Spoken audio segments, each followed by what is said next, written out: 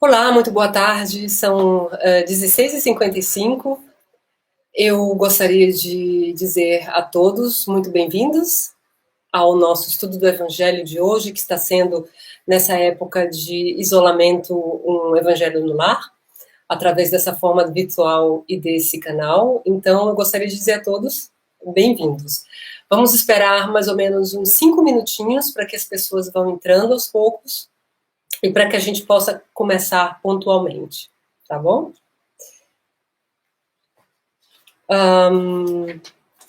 Eu já posso passar para vocês a página do estudo, as informações sobre o estudo. Então, nós vamos fazer, para quem tem essa edição, esse livro, seria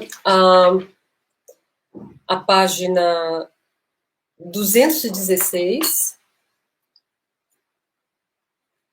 correto, 216, o item 8, não vades aos gentios. É parte do capítulo Não Coloqueis a Candeia sobre o Alqueire, capítulo 24. Então, vamos colocar aqui o tema de hoje, capítulo 24, item 8. Não vades aos gentios.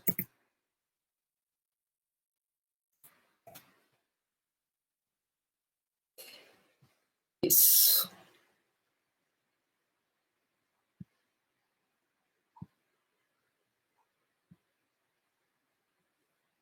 Capítulo 24, item 8.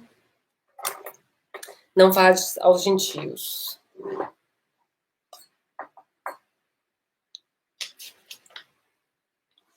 Nós temos agora 16h57.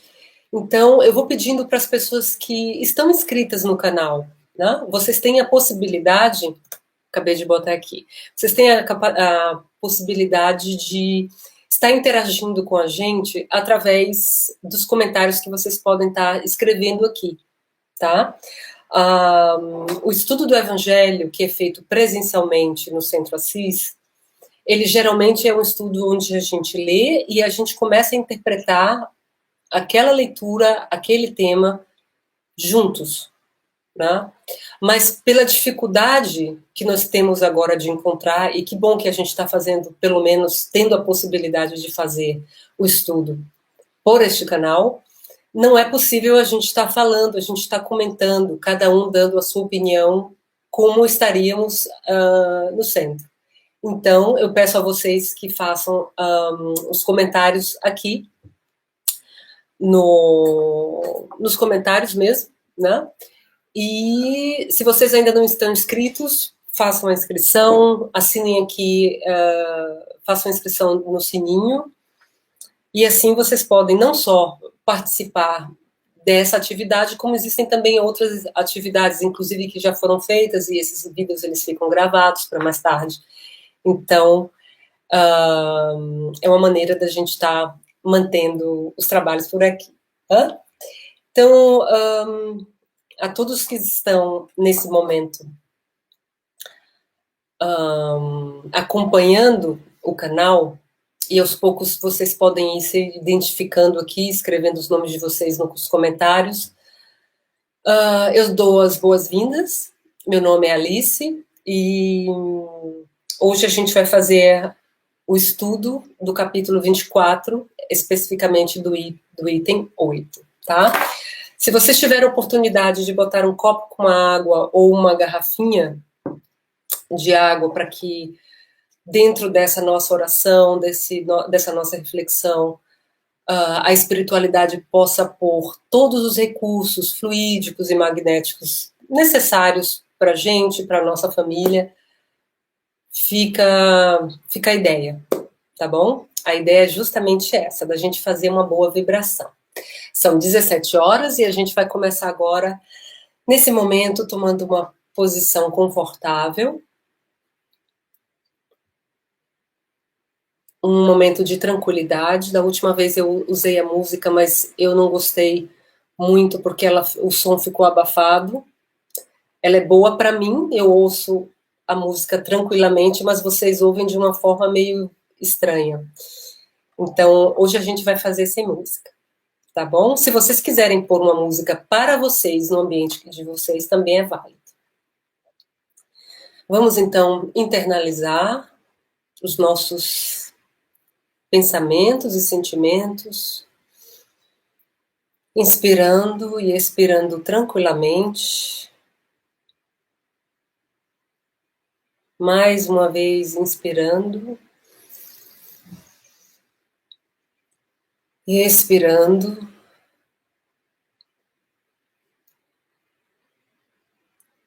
Buscando essa paz, essa tranquilidade.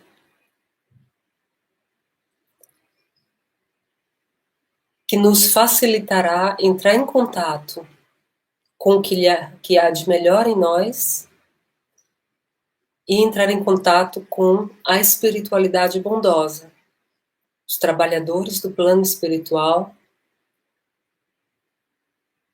entrando num clima de harmonia para que esses trabalhadores possam nos assistir, nos ajudar, nos inspirar e nos intuir, em nome de Jesus, durante todo esse estudo.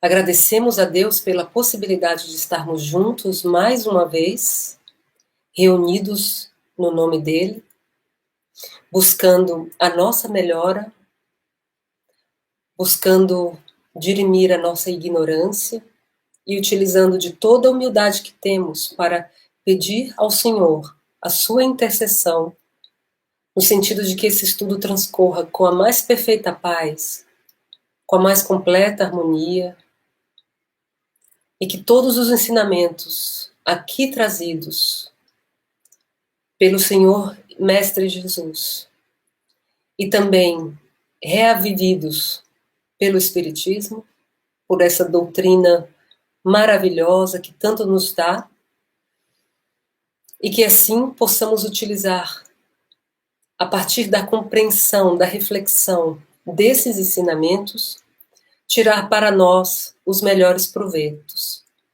sendo que, se pudermos aproveitar isso bem, estaremos também fazendo com que nós possamos ser potências, instrumentos da caridade divina em também passar esses ensinamentos para outros. Jesus amado, que esse estudo transcorra bem em teu nome, que possamos estar sensíveis aos conselhos da espiritualidade bondosa, que neste momento se faz presente. Que nossa água seja fluidificada, que os nossos pensamentos sejam limpos e abertos a todo tipo de intuição e inspiração que vier do alto.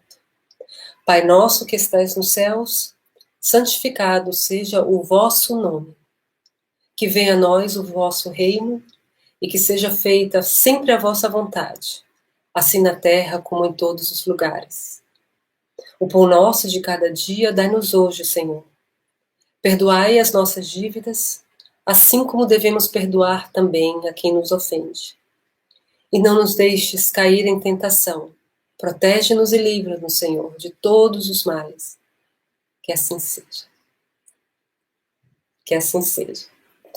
Vamos lá, meus amigos. Então, começando hoje, mais um estudo. Capítulo 24. Não coloqueis a candeia sob o alqueire. Vamos para o item 8. Não vades aos gentios.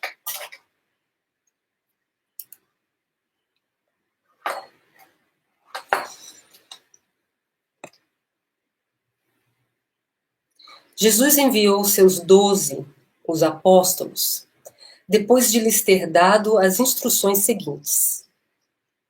Não vades aos gentios, e não entreis nas cidades dos samaritanos, mas ide antes às ovelhas perdidas da casa de Israel. E nos lugares para onde fordes, pregai, dizendo que o reino dos céus está próximo. São Mateus, capítulo 10, versículos 5, 6 e 7. Então, como nós sempre fazemos, antes de começar com a interpretação que Kardec deu, a gente gosta sempre de ir historicamente a aquele momento onde isso foi dito, ou aquilo foi passado pelo Mestre Jesus. Na época, a gente já tem informações, né, históricas. Na época, para os... Cibele, beijinho, minha querida, bem-vinda.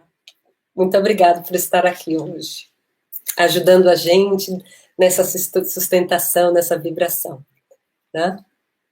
Então, assim, o povo judeu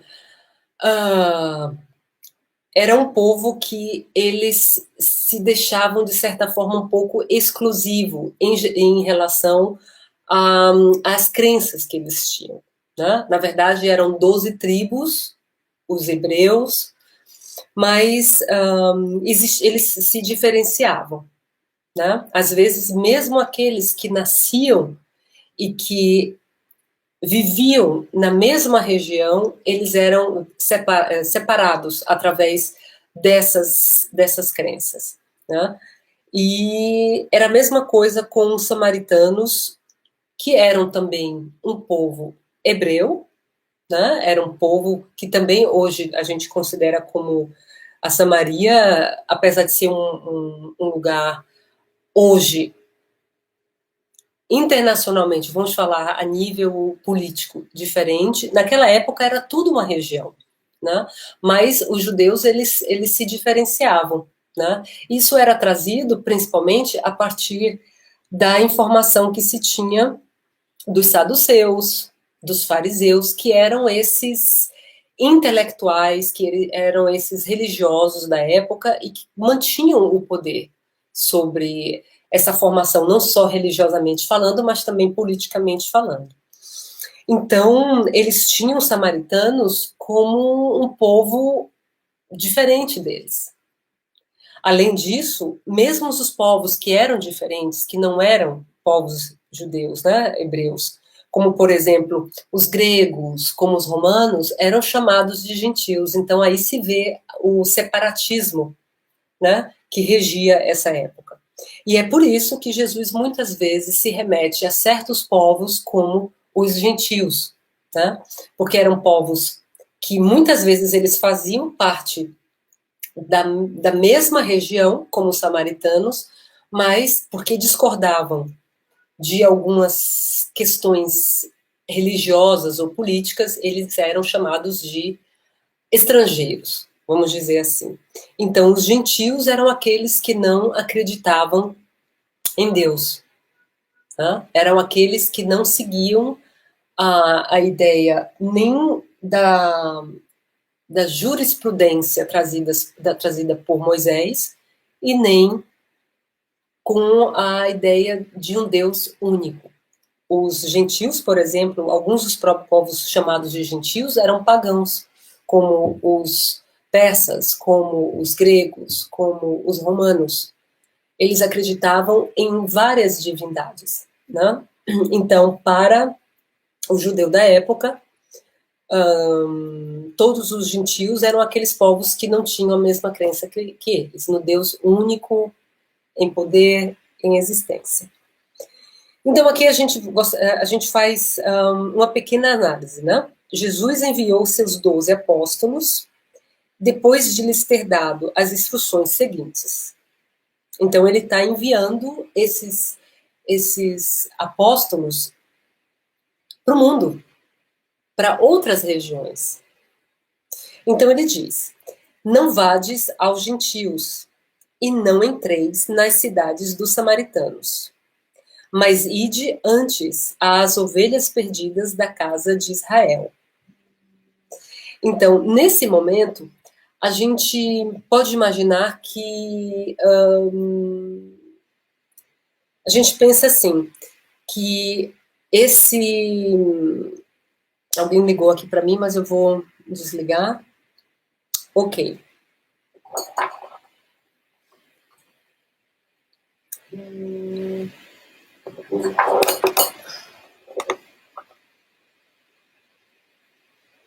Então, assim,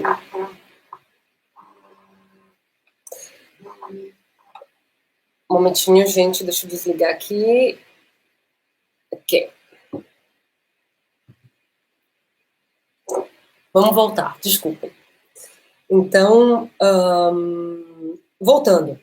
Então, Jesus diz para eles que eles deveriam ir antes às ovelhas perdidas da casa de Israel. O que é que Jesus está querendo dizer com isso? Que a palavra dele não deveria ser dada aos gentios, aos estrangeiros, aos outros povos? Não. O que Jesus está querendo dizer é que muitas vezes que perto da gente, aqueles que mais necessitam da palavra, eles estão exatamente dentro do nosso povo, certo? São exatamente as pessoas que mais precisam, muitas vezes elas não estão longe, apesar de que as pessoas que estão longe também precisam. Mas o que ele queria dizer é que os próprios judeus, os próprios israelitas da região já necessitavam dessa palavra dele. E é por isso que ele completa: nos lugares para onde fordes, pregai, dizendo que o reino dos céus está próximo. Então, são algumas coisas que, às vezes, a gente precisa tá localizando um pouco a nível histórico, né? Então, vamos lá. Item 9. Jesus prova, em muitas circunstâncias, que suas visitas não estão circunscritas ao povo judeu. Vou trocar de óculos. Jesus prova, em muitas circunstâncias, que suas vistas não estão circunscritas ao povo judeu, mas que abarcam toda a humanidade. Se, pois, disse aos seus apóstolos para não ir aos pagãos, não foi por desdenhar sua conversão, o que teria sido pouco caridoso, mas porque os judeus, que criam na unicidade do Deus e esperavam o Messias, estavam preparados pela lei de Moisés e os profetas para receber a sua palavra. Então, foi mais ou menos isso que a gente disse aqui no início, né? Existiam aquelas pessoas, ou seja, dentro das tradições mosaicas, né, e da tradição da crença de um Deus único, os judeus eles já estavam mais aptos e também com certa necessidade, com certa urgência de ouvir essa palavra.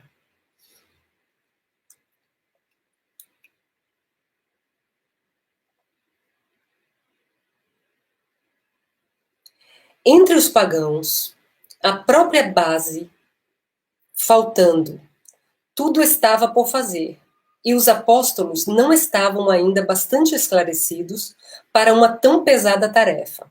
Por isso lhes disse: ide às ovelhas desgarradas de Israel, quer dizer, ide semear num terreno já preparado, sabendo bem que a conversão dos gentios viria a seu tempo.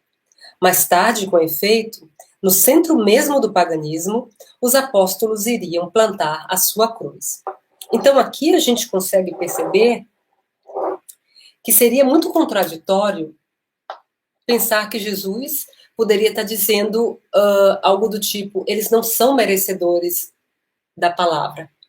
Ou a palavra não é para eles, é apenas para o povo do judeu. Porque os judeus, sim, eles se consideravam os únicos. Mas não foi a intenção de Jesus. A intenção, na verdade, era mais ampla. Os judeus já foram avisados através de toda uma tradição profética, inclusive a partir da lei mosaica, e eles já estão esperando por isso. Então, vamos primeiro reafirmar essas tradições. Vamos primeiro reafirmar o que foi dito pelos profetas, porque tudo isso foi já dito pelos profetas antes, em profecias. Tá? E que, posteriormente, haveria um momento onde, sim, depois da casa de Israel, outras sociedades, outras civilizações, outros povos seriam agraciados com a palavra do Mestre.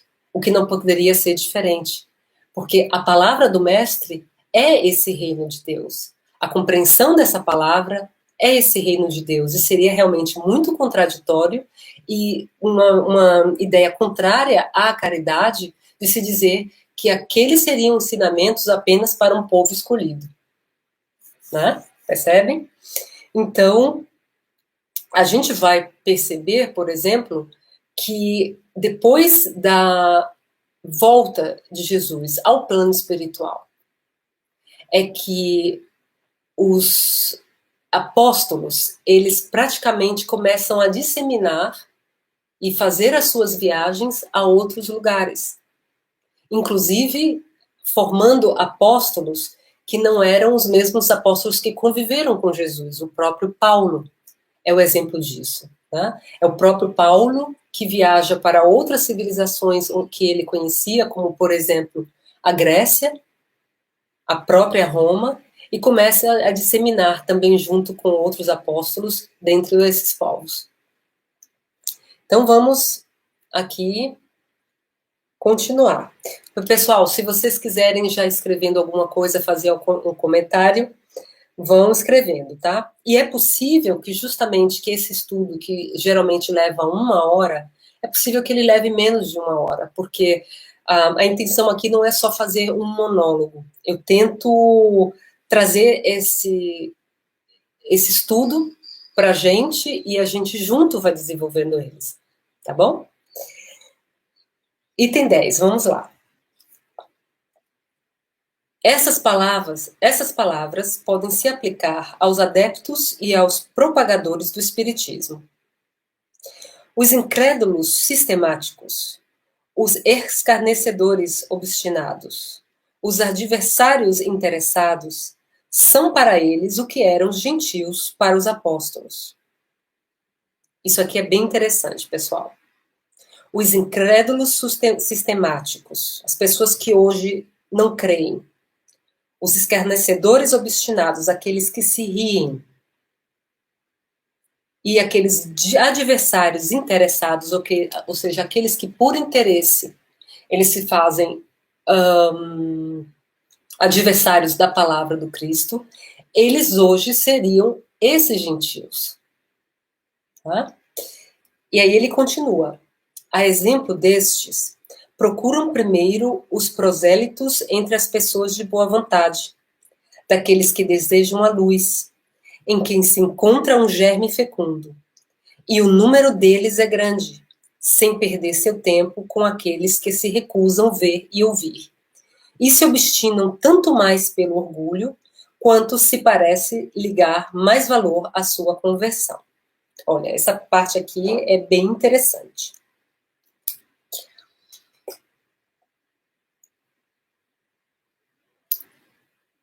Jesus, ele deixou os seus ensinamentos. E ele pede, e ele nos orienta, que nós sejamos esses frutos dessa árvore, que possam alimentar outros irmãos. E isso nós podemos fazer através de nossos atos, através da nossa intenção em querer esclarecer. Isso também é uma caridade. Porque, na verdade, todos nós, em algum momento, já estivemos ignorantes da luz que o Evangelho traz, se não nesta vida, em outras vidas. Então, para nós, é muito importante esse momento que essa ficha cai, né? Entre aspas, no momento que a gente consegue essa iluminação, e que essa iluminação para a gente é de tamanha magnitude que a gente se converte. A gente dobra os joelhos, a gente acaba entendendo que existe algo maior do que nós mesmos, que é a criação, que é a inteligência divina. Porém, isso não é uma tarefa fácil, e é por isso que Jesus, no evangelho dele, ele está sempre nos orientando e sempre nos alertando que esse trabalho não é fácil. Gente, a gente não pode convencer aquela pessoa que não está aberta a entender. A gente não pode ensinar quem não está apto, que não está aberto a aprender. A gente não pode dar luz a quem se fecha na escuridão. É uma tarefa muito árdua, é uma tarefa muito difícil. E, de certa forma, também até sacrificante, porque a gente sabe que no momento que a gente adquire uma iluminação sobre algo, a gente tem em nossas mãos um conhecimento. E que esse conhecimento ele não pode morrer em nós, ele tem que ser passado. Porém, a gente tem que viver com a verdade de que a gente precisa ser tolerante com a ignorância. A gente precisa aceitar também as nossas limitações. E, a princípio, antes de tudo, acima de tudo, a gente tem que aceitar aquilo que vem de Deus. A gente tem que ser humildes. Então, quando Deus diz que a gente não pode, através da lei da liberdade, por exemplo, existem leis que a gente não pode passar por elas. Existe uma lei de liberdade, e essa lei de liberdade diz que cada um tem a sua consciência, e que cada um deve decidir, segundo ela. Então, no momento que eu estou forçando que alguém aprenda, que alguém aceite, que alguém veja da forma que eu vejo, sinta da forma que eu sinto, eu estou, na verdade, transgredindo essa lei universal e divina, que é a lei da liberdade. Eu não posso me dar, nem sequer por um momento, a possibilidade de violentar consciências. Se alguém acredita, se alguém realmente quer aprender, se alguém está apto, aberto a aprender, então é um dever meu em ser caridosa com essa pessoa. Mas se essa pessoa não quer ouvir, se essa pessoa não quer entender, então aí nós temos realmente uma dificuldade. E muitas vezes, pessoal, justamente aquilo que traz a verdade, aquilo que traz o nome, que traz a assinatura de Deus, é muitas vezes o mais rechaçado. E por que isso? Primeiro, porque nós somos ignorantes. Segundo, porque muitas vezes nós somos orgulhosos,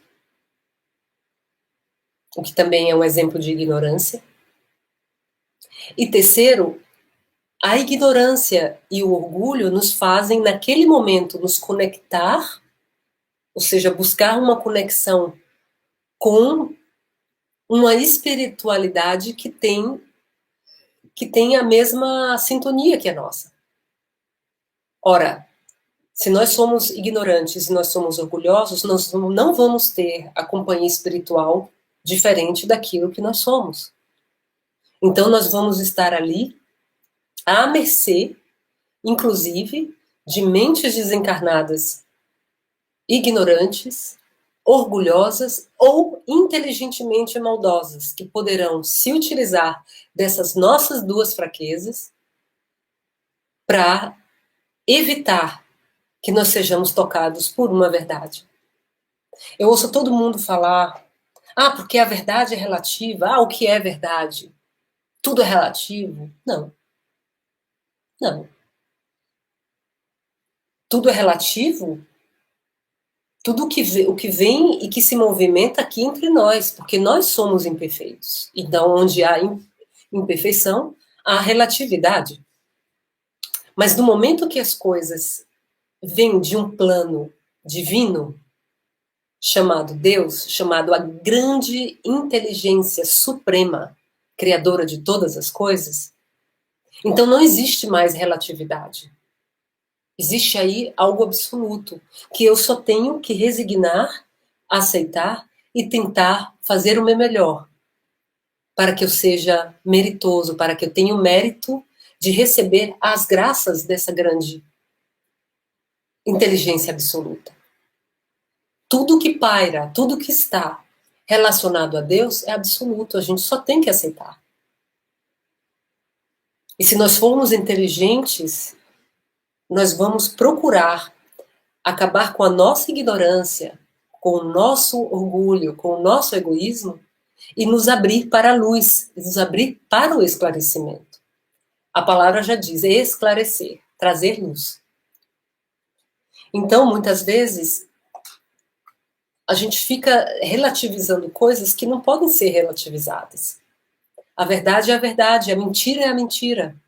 E aí, muitas vezes, Jesus nos diz, como mestre, né, que é como modelo e guia que ele é para a gente, ele nos diz, a cada um segundo suas obras. Por seus atos serão reconhecidos. Mas nós, por causa de nossa ignorância, muitas vezes, por causa de nosso egoísmo, por causa de nosso orgulho, a gente muitas vezes não quer ver aquilo. Então a gente passa por situações na nossa vida, né, onde a gente se perde, onde a gente está literalmente perdido.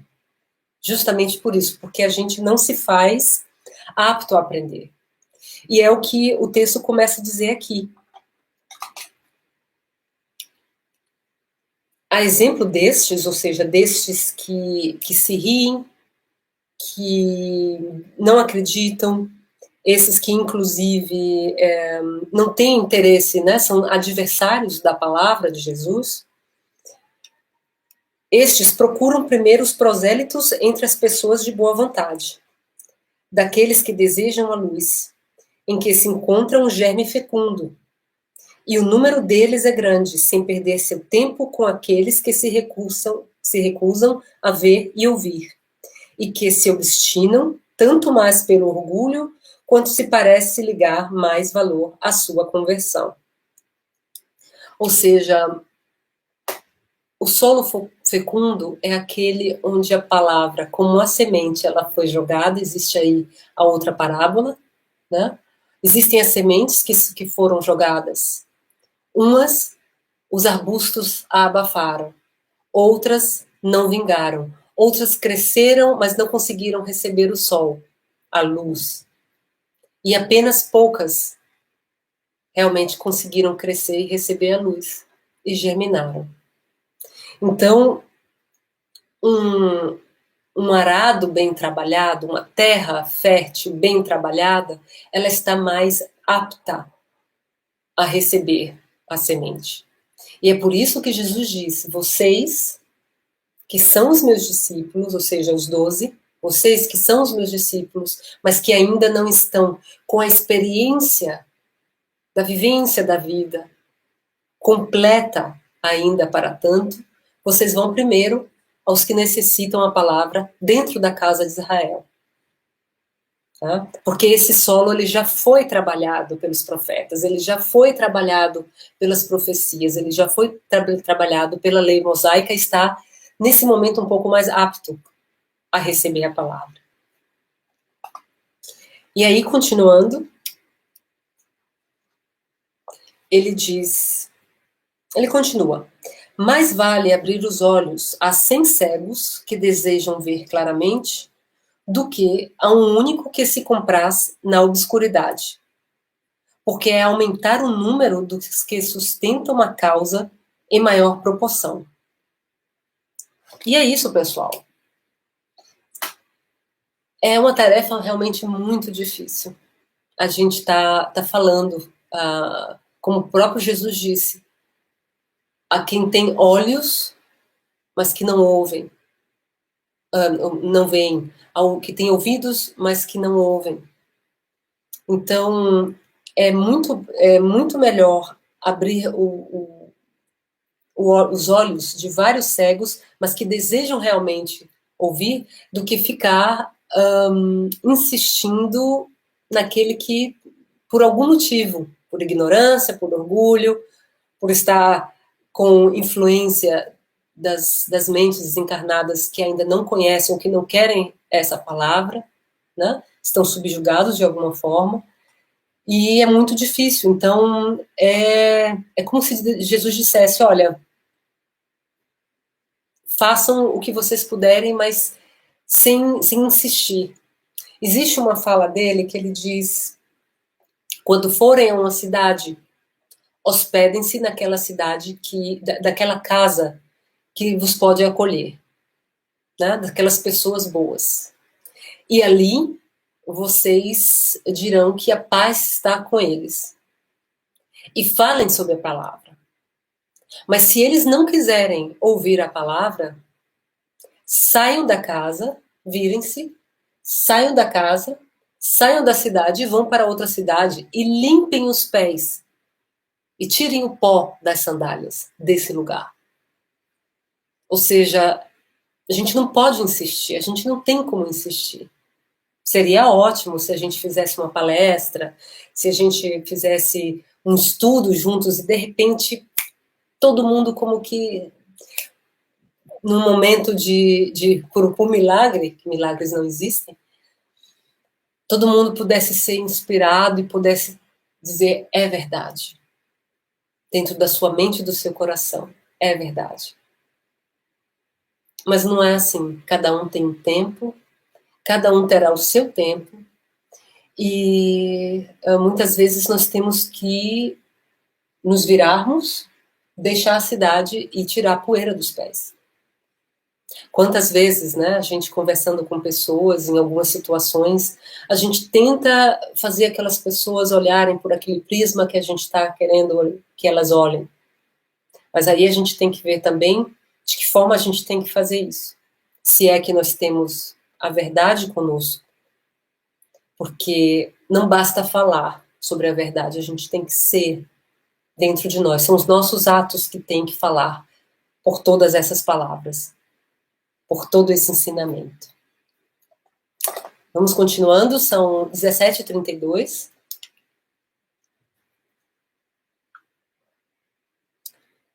Deixar os outros tranquilos não é indiferença, mas uma boa política.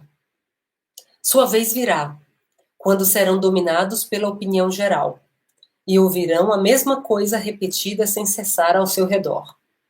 Então crerão, e ouvirão então crerão,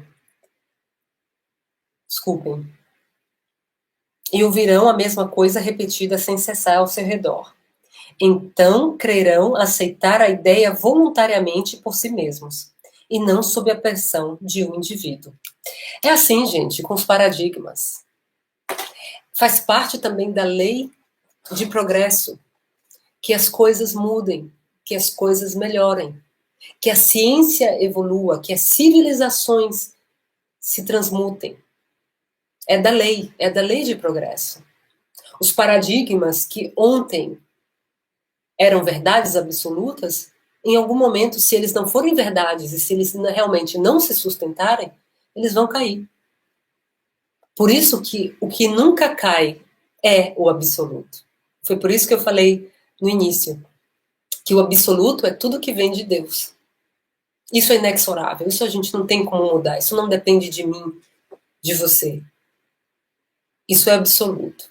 Mas tudo aquilo que depende do nosso progresso moral, tudo aquilo que talvez nesse momento ele seja até o ideal, mas que em algum momento onde a civilização dá um salto e ele já não é mais compatível, então precisa vir um novo paradigma. E é assim que nós estamos hoje em dia. Sempre estivemos, mas hoje principalmente, porque a gente tem acesso a não só aos meios de comunicação formais, mas a toda uma comunicação. E ela é orgânica. E ela é feita por pessoas que concordam com o que está, por exemplo, sendo dito, mas muitas vezes existem pessoas também que discordam do que está sendo dito. Em épocas outras, a mídia, a imprensa e todos os veículos midiáticos, eles eram como deuses, eles eram os mensageiros dos deuses, né? Eles eram mensageiros da verdade, eles dominavam. E tudo que a gente consumia na mídia, a gente tinha como verdade. E daí vinha a ética da comunicação, ou seja, passar a ideia e passar o contraditório. para que as pessoas tivessem a capacidade de discernir. Mas o que foi que começou a acontecer? A gente se viu no mundo moderno sendo desenvolvido, onde a imprensa, a mídia, as artes, a própria ciência, muitas vezes, ela não traz o contraditório. E ela nos deixa com possibilidade de discernir. Então, é bom que a gente beba de todas as fontes, não é? E é bebendo de todas as fontes que a gente pode começar a discernir por nós mesmos. É um exercício de reflexão. Então, hoje, tudo que está, que vem, por exemplo, da mídia, não pode ser mais tomado como verdade. Então, a gente se vê num mundo pós-moderno cheio de pequenas verdades. Mas então, o que é que a gente precisa? É procurar nessas pequenas verdades a conexão com o absoluto. E se a gente perceber que nessa pequena verdade existe a conexão com as leis inexoráveis, com as leis divinas, e que existe conexão com a bondade divina, com a justiça divina, com o reino dos céus, aí com certeza, em algum momento, é isso que o texto diz, em algum momento, essa ideia muda. Mesmo na ciência. Mesmo na ciência as coisas mudam. A ciência, ela não é absoluta. A ciência, ela depende do nosso progresso. Tá? Então, fica claro que no momento quando uma informação chega até certa pessoa, então a gente leva essa informação. E essa pessoa, por algum motivo, ela não quer aceitar. Ela ri, ela faz anedotas, ela ridiculariza isso, e é por isso que nós estamos no mundo hoje, onde muita gente, eu acabei de escrever um texto sobre isso, um artigo, que muitas pessoas hoje são chamadas de teóricos da conspiração. Ah, isso é teoria da conspiração. Mas por quê? Será que numa democracia as pessoas não podem conviver com pensamentos divergentes? Será que tudo tem que ser como nos é dado pela ciência, pela mídia? Será que não existe algo por trás, muito mais além do que isso que é trazido por essas forças? Por esse conhecimento? Será que esse conhecimento ele deve ser tomado de forma tão cega que as pessoas não possam divergir, nem questionar? Será que é porque alguém tem uma tese de mestrado de uma universidade que ele não pode ser questionado? É daí que vem a arrogância, pessoal. Porque todo mundo que tem uma certa intelectualidade, ou um certo domínio da palavra, ou um certo diploma, ou um certo PhD científico, ou é jornalista de tal jornal, ou é representante de tal coligação partidária, que tem razão? Não existe isso. Isso não existe. E é por isso que as pessoas são chamadas de teóricos da conspiração. E muitas vezes a gente ouve isso e eu digo, olha, gente, desculpa, foi o que eu escrevi. Chamar uma pessoa de conspiracionista ou teórico da conspiração é, na verdade, uma forma de ridicularizar um pensamento divergente. De querer evitar que esse pensamento não seja também questionado por outros. E que esses questionamentos não sejam trazidos a essas instituições ou esses institutos de verdades. Tá? Então, é uma forma, muitas vezes, de ridicularizar as pessoas, porque elas estão questionando coisas. Mas voltando aqui para o texto, aí ele diz, depois ocorre, com as ideias, o mesmo que com as sementes. Elas não podem germinar antes da época, e somente em terreno preparado. Por isso, é melhor esperar o tempo propício e cultivar primeiro as que germinam, para evitar que abortem as outras em apressando muito. Em as apressando muito.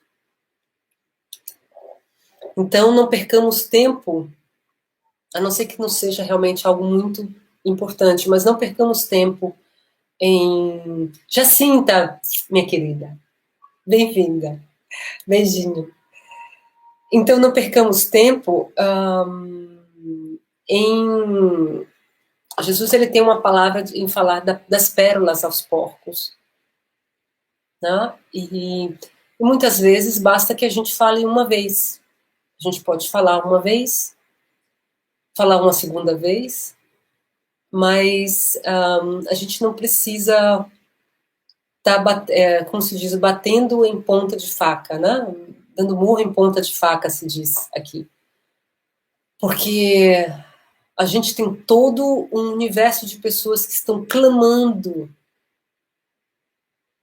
por esse esclarecimento, por essa palavra. Né? E muitas vezes a gente está ali perdendo o nosso tempo. A gente tem que tentar, principalmente quando são pessoas perto de nós, mas a gente não tem... a orientação de Jesus é nesse sentido. Vai aos da casa de Israel, porque o solo deles já está preparado para isso. Eles vão receber com mais facilidade. Quando vocês estiverem aptos, quando chegar o tempo certo, aí sim, isso poderá ser semeado em outros terrenos. E é assim com todas as verdades. Em algum momento as pessoas começam a ver, porque a verdade, ela se impõe. Pessoal, a verdade, ela se impõe. Podem ter mil pessoas contra ela. Em algum momento, ela vai se impor. E aí, aqueles apenas 2 ou 3 que já estavam falando dela passam a ser 10, que passam a ser 100, que passam a ser 1000, e de repente, aquelas pessoas que eram maioria, elas se veem voltadas diante de uma maioria que foi simplesmente tomada pelo progresso do tempo, porque cada um tem um tempo. Mas o que é realmente verdade não se enfraquece, ao contrário, ganha força. Então, percebam que tudo na nossa vida, interior e lá fora, o que nós estamos vivendo, né? Dentro do sistema social que nós estamos vivendo, das dinâmicas sociais, tanto a nível externo como também nas dinâmicas internas, só se mantém em pé aquilo que realmente é verdadeiro, que tem a ver com esse absoluto que eu falei no início, que é Deus. Porque Deus não é relativo, não existe relatividade quando se fala da verdade. Tá? E aí, concluindo, a gente vai dizendo: ao tempo de Jesus, e em consequência das ideias restritas e materiais da época, tudo estava circunscrito e localizado. A casa de Israel era um pequeno povo. Os gentios eram pequenos povos circundantes. Hoje, as ideias se universalizam e se espiritualizam, principalmente numa época como a que a gente tem hoje, onde o desenvolvimento que nós temos da tecnologia nos proporciona que nós tenhamos acesso a todo tipo de informação. E é por isso que hoje a gente não precisa mais ficar dependente apenas de um setor midiático, de uma instituição, de um grupo de intelectuais, de um grupo de detentores da verdade, entre aspas. Hoje, se nós quisermos buscar a verdade, a gente consegue ter. E o que o texto diz aqui é que em algum momento onde a civilização, a nossa civilização estiver alcançando um momento de iluminação, o paradigma ele é trocado. A luz nova não é privilégio de nenhuma nação. Para ela, não existem mais barreiras. Tem seu foco por toda parte, e todos os homens são irmãos. Mas também os gentios não são mais um povo, porém uma opinião que se encontra por toda parte, e da qual a verdade triunfa pouco a pouco, como o cristianismo triunfou do paganismo. Não é mais com as armas de guerra que são combatidos, mas com o poder da ideia. Fantástico isso, né? Quando Allan Kardec escreveu isso, ele interpreta isso dessa forma, ele está querendo dizer que não existe verdade que, ou melhor, não existe inverdade que não sucumba ao tempo. Em algum momento as máscaras caem. E essa é uma certeza que a gente tem que ter. Que tudo que está dentro daquilo do que a gente chama verdade, porque tudo que tem conexão com o divino, com Deus, com o bem, com a justiça, é verdadeiro. E não é relativo. Então, não existe mentira, não existe inverdade, não existe erro, não existe manipulação que não sucumba ao tempo e ao poder das ideias. Ao poder das ideias que tem a ver com a verdade, com o absoluto do reino de Deus. Então, ele faz aqui uma analogia, né? Hoje, os gentios, eles são aqueles que não conseguem acreditar, ou por sua ignorância, ou por seu orgulho. Eles não querem estar abertos às novas verdades. Quando eu digo novas verdades, é porque elas se apresentam como novas, mas na verdade elas não são novas, elas sempre estiveram lá. Tá? Mas elas tem um momento que elas são trazidas ao conhecimento. Porque quando um povo está apto a obter conhecimento, o conhecimento vem. Foi assim em relação às ideias, ao conhecimento trazido por Cristo, pelo nosso Mestre Jesus. Foi assim em relação ao Espiritismo e em relação a tudo. As questões sociais, as questões políticas, a ciência. Em algum momento, nós pensamos que a Terra era o centro do universo. E alguns séculos depois, essa ideia foi modificada. Hoje nós sabemos que a Terra não é o centro do universo. Que a Terra faz parte de um sistema que gira em torno de um astro, do Sol. E que existem vários outros sistemas que formam várias outras galáxias. E por aí se vai. Então, se em algum momento a vontade divina nos trouxer informações que modifiquem esse pensamento, então automaticamente teremos que mudar. Então, pessoal, duas coisas. Vamos ser humildes. Vamos ser humildes o suficiente para tentar ouvir o pensamento divergente, ouvir o questionamento, ouvir alguém que vem com uma outra ideia, ainda que a gente não traga aquela ideia, né? Ou que a gente não entenda aquela ideia, ou que a gente não concorde com aquela ideia. Porque a gente cresce no momento que a gente discute as ideias. Com a certeza de uma coisa: tudo que está ligado a Deus, eu não estou falando aqui a religiões, nem a papas, nem a pastores, estou falando da ideia de Deus, da ideia da vida, da justiça divina, das leis morais, das leis inexoráveis da criação. Tudo que está de acordo com elas deve ser tomado por nós como verdade. Só que para receber a verdade, a gente precisa estar apto, né? A gente precisa estar aberto em coração, em mente, e é um ato de humildade a gente se abrir e dizer: é verdade, eu estava equivocado. E são justamente as pessoas que não conseguem dizer isso. Meu Deus, eu posso estar equivocado. que estão fechados para a palavra de Jesus. Então, daí, é por isso que Jesus diz: ide, vades aos gentios, e não entrei nas cidades dos samaritanos, mas ides antes às ovelhas perdidas da casa de Israel.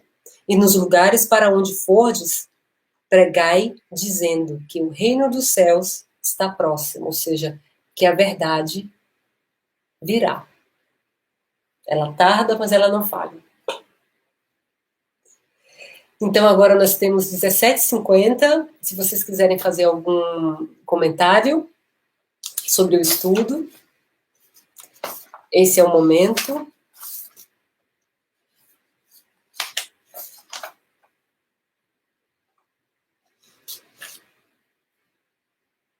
E é isso, gente. Falando agora para a gente fechar, né, esse estudo, realmente, às vezes é muito difícil a gente passar essas ideias para as pessoas.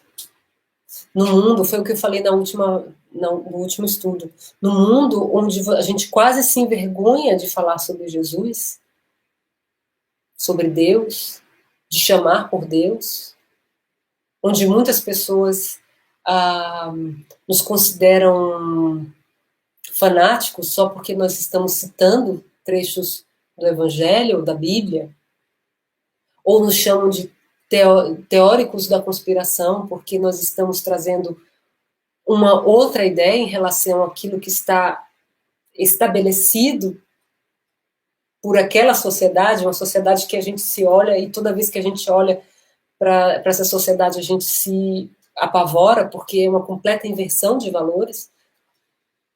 Então, é um trabalho árduo. E é por isso que Jesus nos orienta a não perder tanta energia e tempo tentando abrir a cabeça das pessoas e botar algo que elas, por falta de humildade, elas ainda não vão conseguir compreender. Ah, Cibele escreveu alguma coisa aqui. A luz deve se fazer vista, não imposta. Exato. Deve estar no alto para iluminar, mas o terreno tem que estar preparado para receber.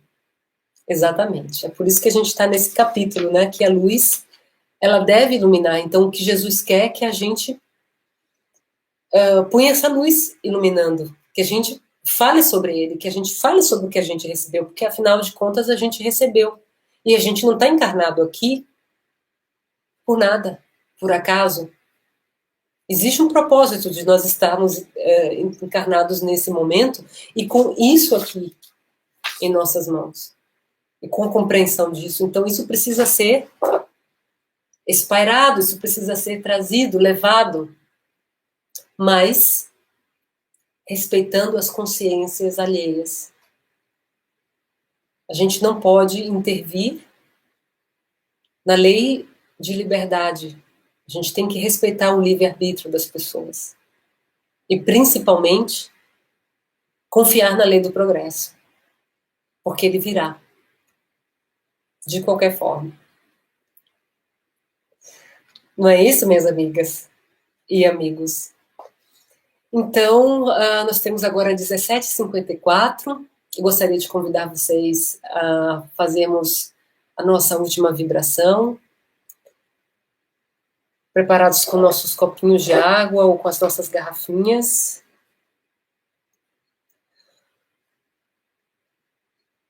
Agradecendo a espiritualidade bondosa que nos brindou com a sua presença neste momento.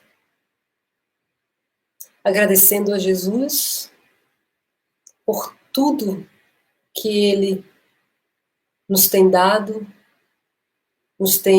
as orientações que nos tem dado, por tudo que tem germinado dentro de nós, tanto dentro do nosso coração, quanto dentro das nossas mentes. Agradecendo a vida por nós termos aceitado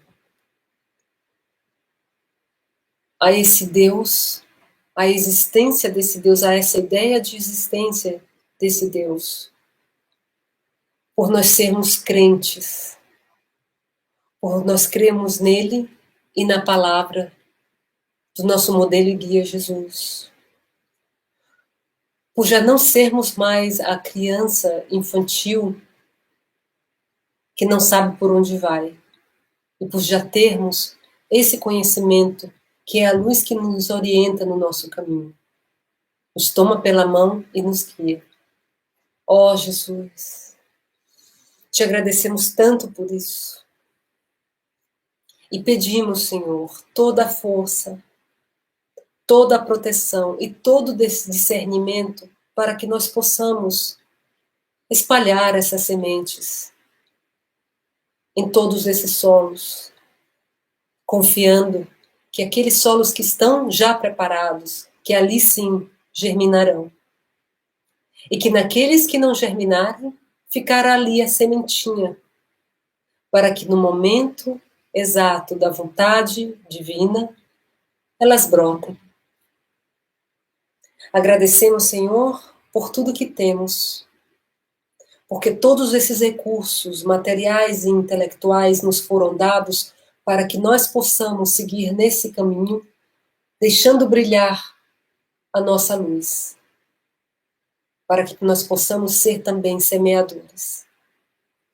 Nada é à toa. O que queremos é que possamos ser os seus servos fiéis. Mas para isso, Senhor, segura em nossas mãos, para que nós não nos percamos no caminho, muitas vezes movediço, que são o orgulho e o egoísmo. Que a caridade seja para nós sempre o nosso guia.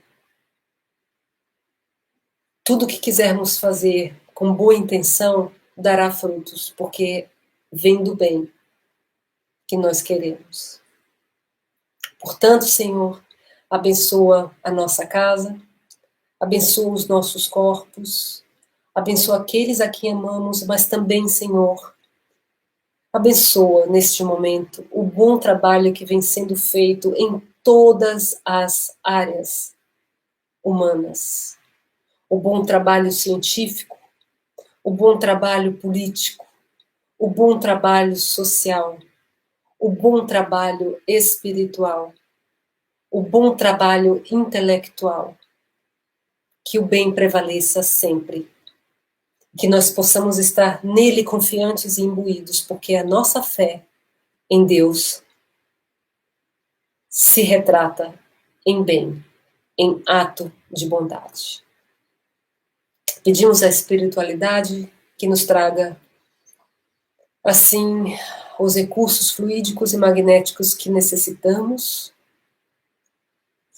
e que assim podemos estar em paz e continuemos nessa paz, agradecendo a Jesus por tudo e confiando cada vez mais nele, porque ele sabe, ele é o governador do planeta e ele já sabe de tudo. Confiemos nele. Confiemos nele. Obrigada, amigos, por terem participado. Cibele disse, Jesus sempre dizia, ouçam quem tem ouvido para ouvir. Exatamente, Cibele.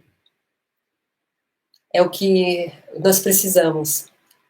E o problema é que existem os ouvidos que não ouvem porque eles estão sujos ainda de orgulho, de vaidade.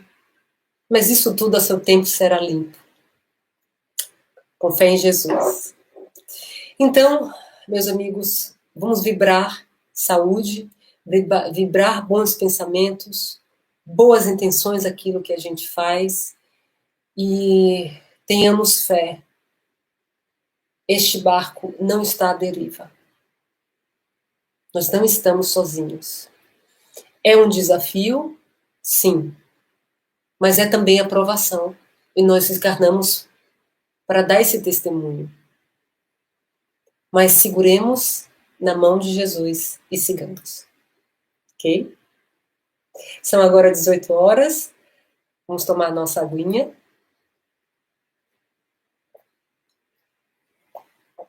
Eu me despeço de vocês com um grande beijo no coração.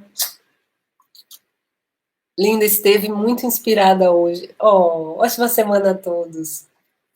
Obrigado pela oportunidade de ouvir suas palavras através desses muitos esclarecimentos. Eu é que agradeço vocês, porque vocês ajudam nessa sustentação.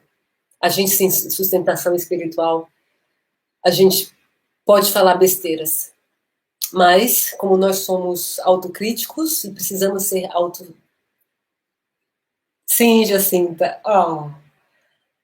É essa energia, é essa troca que ajuda e acaba trazendo essa espiritualidade maravilhosa que nos intui, nos inspira, para que a gente, com a autocrítica, utilizando o primeiro dedo apontado para nós mesmos, a gente possa seguir em frente e fazer aquilo que Jesus pede de nós, não é mesmo?